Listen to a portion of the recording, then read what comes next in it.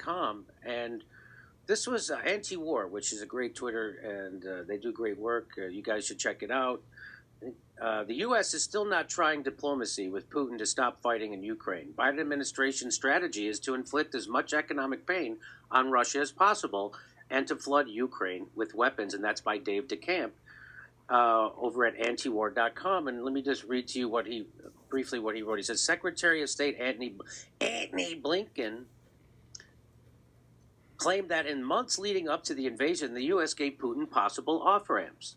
But during the negotiations, the U.S. ignored Putin's key demands. Putin wanted a guarantee that Ukraine wouldn't ever join NATO, and even though President Biden said Kiev wouldn't be joining the military alliance anytime soon, the U.S. refused to make them a promise. Now, Russia has said it will stop its assault if Ukraine declares neutrality, recognizes Crimea as Russian territory, and recognizes the independence of the breakaway Donbass republics.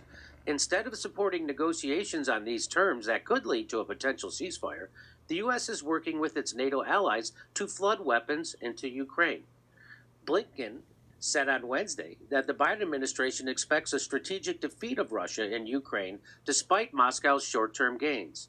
We'll accomplish this by backing Ukrainians in their fight, by remaining united in holding Russia accountable through the devastating sanctions, the diplomatic isolation, and other measures, Blinken said, while Blinken says the U.S. expects a Russian defeat in Ukraine.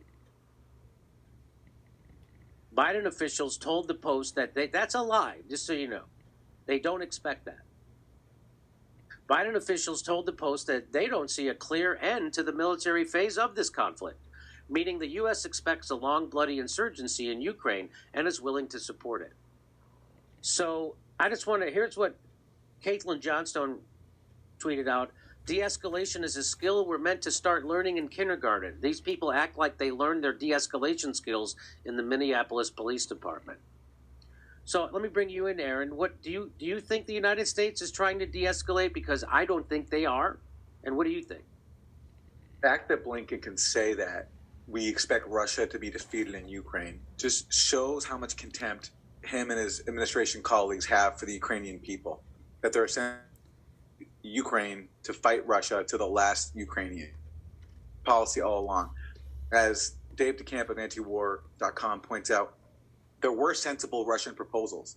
Russia wasn't asking to colonize Ukraine or even to actually control the Donbass part of Ukraine. Russia was willing to recognize the Donbass as being a part of Ukraine if it could be granted some limited autonomy. That was Russia's proposal, and also taking NATO off the table. So not putting Ukraine inside a Russian military bloc, but also not putting it inside a U.S.-led military bloc, which is such a reasonable solution, especially when you have such a divided country, and especially given that Ukraine is on Russia's borders, and to have a hostile military alliance on the borders of a nuclear-armed state is just a recipe for suicide.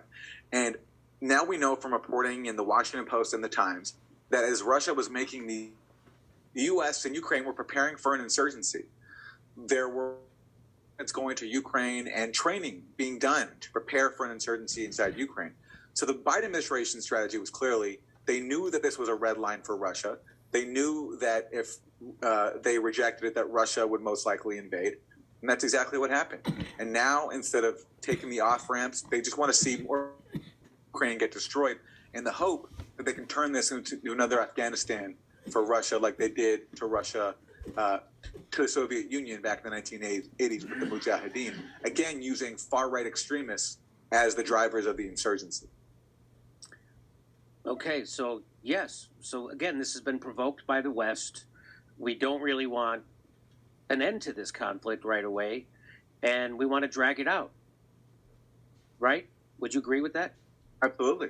Okay. The fact that Blinken is claiming that he thinks that Ukraine will defeat Russia is just, it's madness, because everyone knows, and this is not, it doesn't take a genius to see this, Russia has an overwhelming military advantage just by virtue of their size and where they are, that they can overpower whatever Ukraine does, even if the U.S. is in.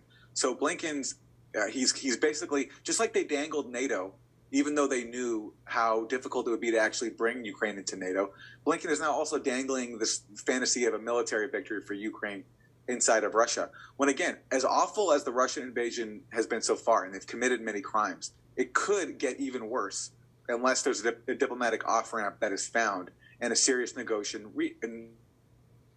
And that revolves around letting Ukraine be neutral and stop trying to make it a NATO proxy state. And so far, the Biden administration wants to just keep fighting, wants to keep using Ukrainians as cannon fodder.